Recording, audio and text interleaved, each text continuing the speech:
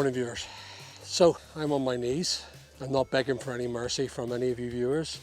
So what I'm doing here is I'm currently pulling out the tarmac, ripping out a strip for what is basically a bit of a steep hill. This is actually, there's two processes to what I'm doing today. Number one is that we're putting a cable across so that we can power the powered gates of this security system that we're installing. And what we're doing is we're pulling an actual ducting underneath for cabling, data, power for the two pillars here, if you want to have a look there.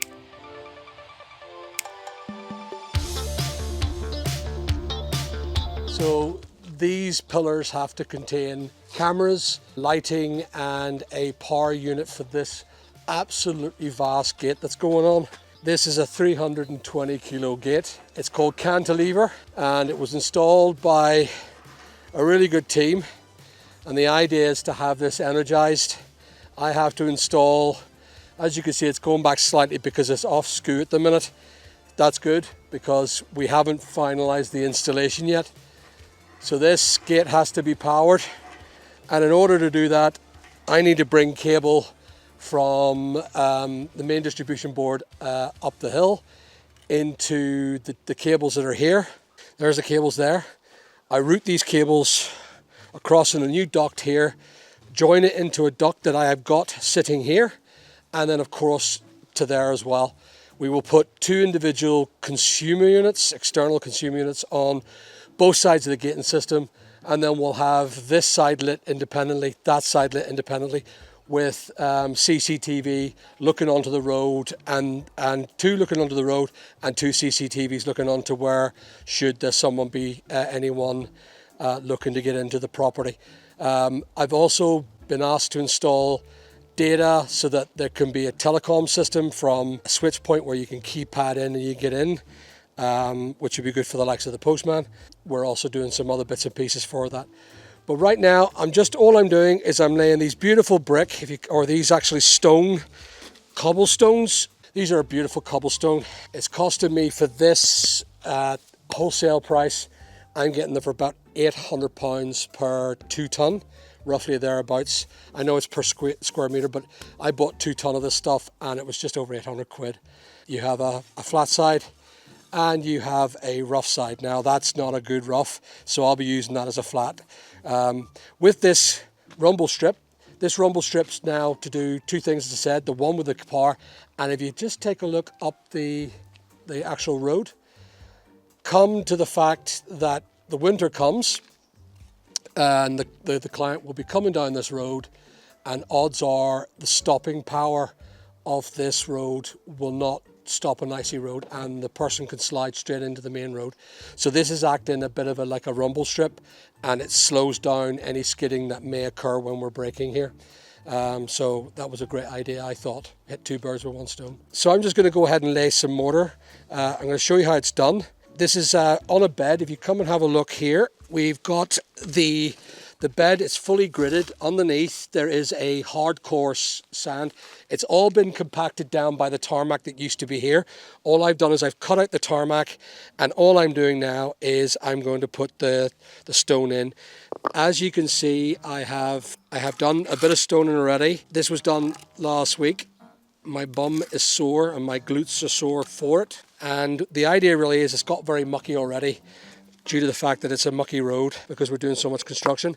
What I'm looking for is a thinner stone, and that thinner stone can be used for the work that I'm looking to do. So I'm just going to bog up on the mortar here, and a little bit like brickwork, I'm just going to put one of my sides of mortar, one of my sides, and I'm going to pull it from the top here, and then I'm just going to slowly manipulate this down to the same level as the stone to the next stone. The idea is to use brickwork, but sometimes due to the stone it may not just go half of the brick, because the different sizes and different lengths of the brick. So that is near enough the same level, and I'm going to let this mortar that sits here just sit here. purely because I want it to dry out a bit before I scrape it. I don't want to get too much sand and cement on the stone, even though, just so you know, if you do get a sand and cement on a stone, just wait for the frost. The frost normally clean it.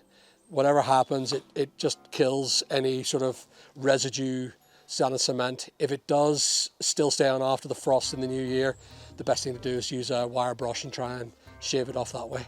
So what I'm doing is I'm simply mortaring in. This is just a standard mortar. It's not really required for like a concrete. There is like a stone underneath her.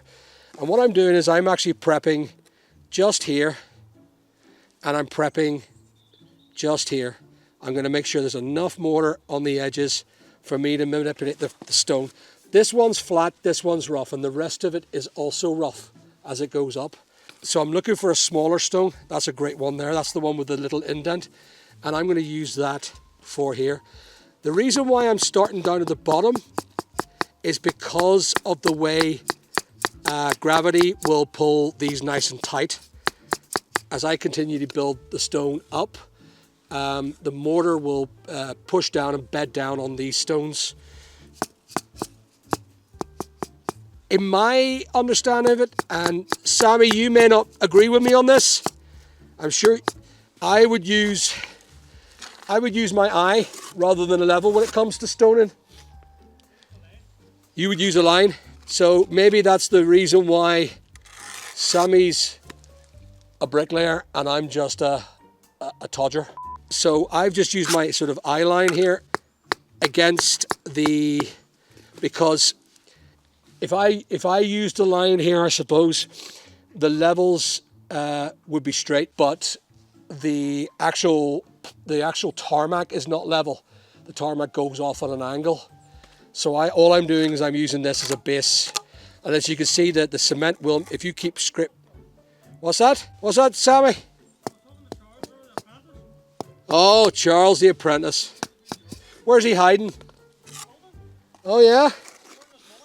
Oh, earning his money. Maybe we'll go and have a laugh, shall we? Should we go and have a laugh, viewers, and find out how our Charlie's doing? Well, look, I'll just do this last thing and then I'll go up and I'll have a bit of a giggle, because we haven't had a giggle at, Sammy, we haven't had a giggle at Charlie's expense today, have we? Oh, look at this. This is great. So there we are. There's a thicker stone here. I'm just going to use another sort of thin stone, but I'm using the rough edge now. This is for tire grip. And again, I'm going to go ahead and I'm just going to slowly manipulate this girl in. And as you can see, it's not the same height as this brick, for very good reasons. So I'm not going to touch the stone. I'm just scraping off any top excess. I don't want too much stone being covered in sand and cement. And I'm happy with that. It does look odd, but that's the way I feel that the way that old cobblestone should look. They don't have an order. And in the actual order of this, the chaos provides an order on the overall look. This is what I think. Anytime I've ever been to places like old parts of England where they still have the cobblestones running, you know, they're not lined absolutely precisely. They're absolutely sometimes totally skewed, but they still look good in the overall projection. I think sometimes too precise is a bad thing, I think anyway. And I am trying to get this oldie feeling so it looks like it's done by an idiot like me. Not hard to do, I suppose. So all I'm doing is I'm just bedding up, putting this girl in, looking for a smaller stone again. There's another one with a horrible sort of indent. It wouldn't be good for that, so I'm going to turn that round and use a smooth side.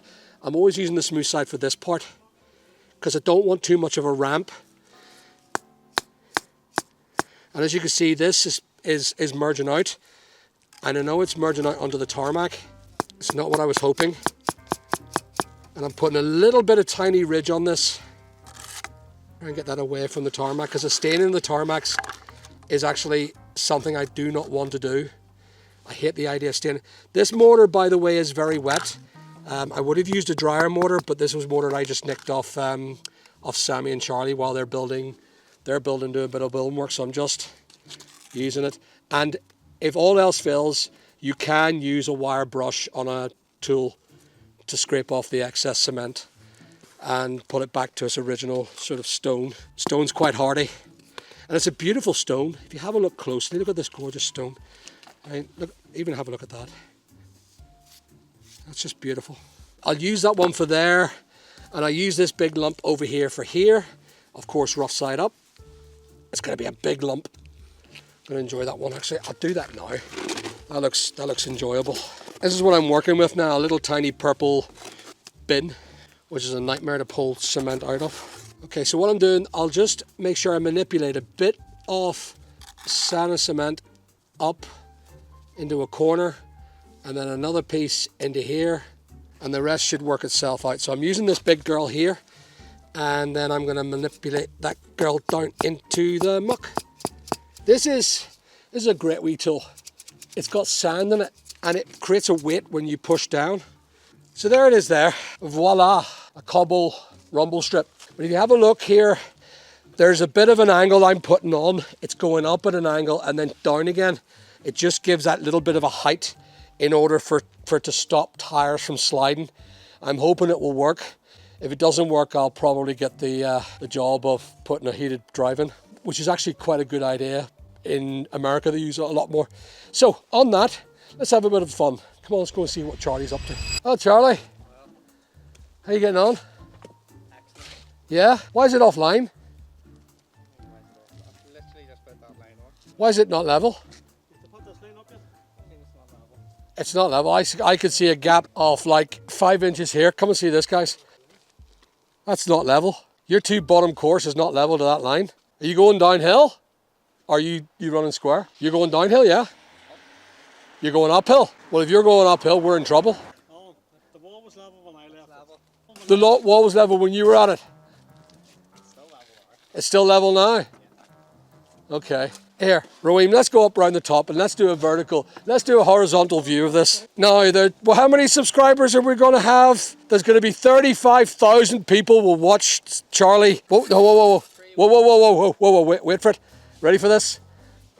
3-week apprentice. You're the best 3-week apprentice. That's as long as I've been doing this now. That's not true. He's been doing it longer than 3 weeks. How long have we been working now? I'm sure we're in our 8th week now. Charlie is our hero. Do you see this work here? This is just absolutely gorgeous brick. And we're cutting it straight. We're not finishing it. We're just doing the cut straight here. We believe that it's best to do, instead of jointing it, using a joint bar to put in a radius in here, we've kept it flat. And the reason why we do that is so that we carry no residue or moss that goes onto it. It's a great way of more or less maintaining the property.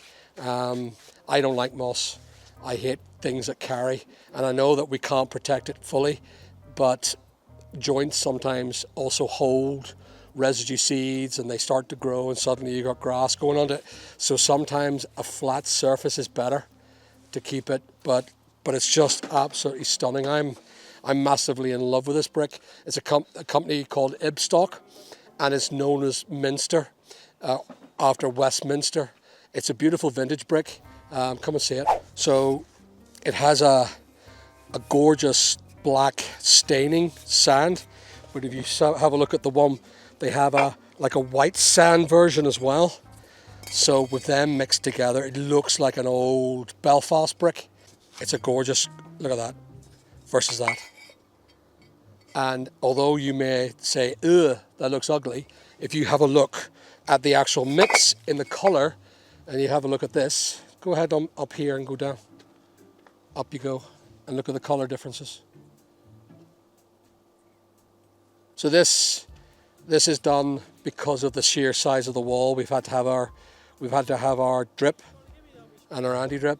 Now this is done by Sammy over here. Sammy is a full-time bricklayer that works with me.